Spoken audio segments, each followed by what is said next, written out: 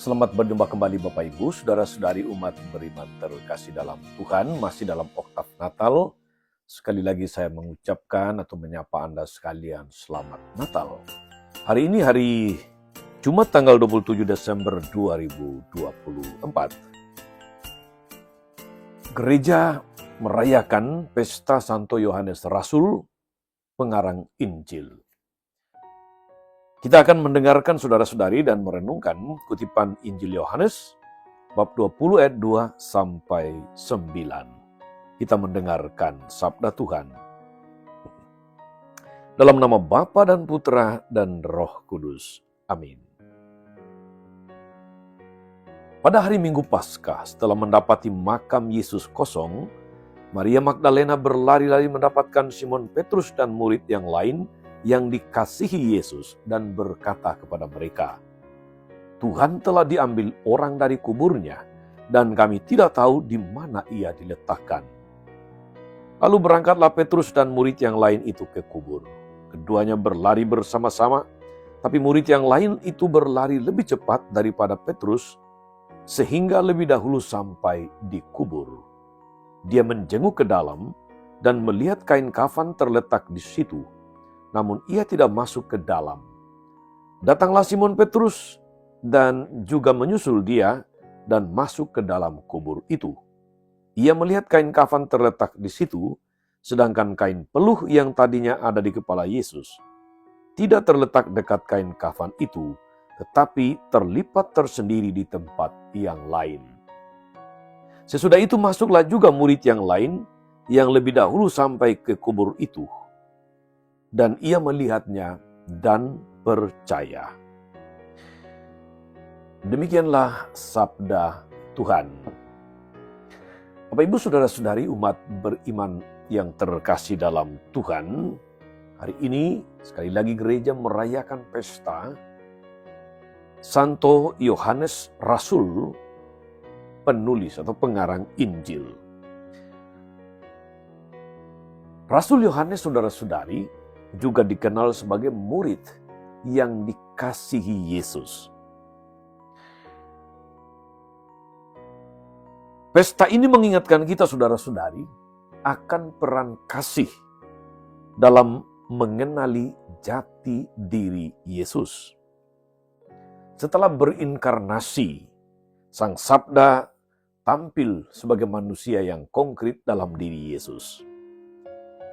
Firman hidup itu telah kami dengar dan kami lihat dengan mata kami.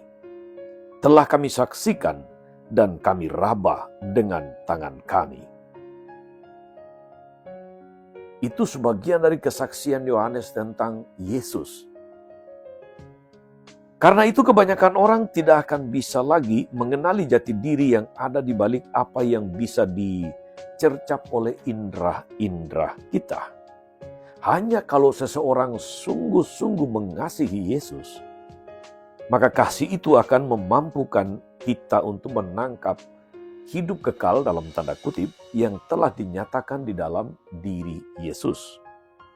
Saudari-saudara umat beriman terkasih, dalam Injil, ketika menjenguk ke dalam kubur Yesus, Petrus tidak mengalami apa-apa. Tapi ketika murid yang dikasihi itu melihat, dia percaya. Artinya murid yang dikasihi itu, Yohanes, ia percaya pada ajaran Yesus bahwa dia bangkit.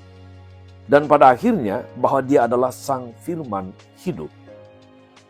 Bukan cuma keahlian dalam kitab suci, teologi atau ajaran-ajaran kitab suci, ajaran-ajaran gereja, bukan sekedar ketekunan dalam beribadah. Bukan pula hanya dekorasi atau gambar suci yang dibutuhkan untuk mengenali Sang Sabda yang menjelma menjadi manusia. Tetapi terutama kasih yang konkret kepada Yesus. Murid yang dikasihi Tuhan, Yohanes, dan yang mengasihi Tuhan, telah memberikan kita contoh hari ini. Ia melihatnya dan percaya. Saudara-saudara, umat beriman terkasih dalam Tuhan. Kita adalah orang-orang yang jauh dari zaman Yesus secara fisik. 2000-an tahun yang lalu. Tetapi kalau hari ini, kita yang mendengar firman ini, kita yang mendengarkan kesaksian ini, mendengar dan percaya, maka tak mungkin kita percaya kalau kita tak punya kasih kepada Tuhan. Sebagaimana Yohanes. Yohanes melihat ada kubur yang kosong. Langsung percaya.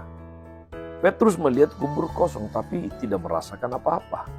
Maria Magdalena melihat kubur kosong tapi dia juga tidak percaya bahwa Yesus bangkit. Baru ketika berjumpa dengan Yesus dalam penampakan, Maria Magdalena percaya. Tapi Yohanes beda. Dia sangat amat dekat dengan Yesus. Dia disebut sebagai murid yang dikasihi Yesus, tapi juga murid yang mengasihi Yesus. Karena itu ketika melihat kubur kosong, dia langsung percaya.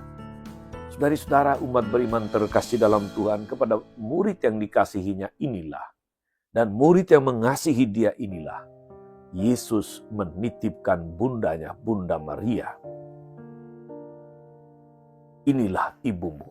Dan setelah itu, Maria mengikuti Yohanes sampai ke Efesus di dalam masa pewartaan dan pelayanan Yohanes.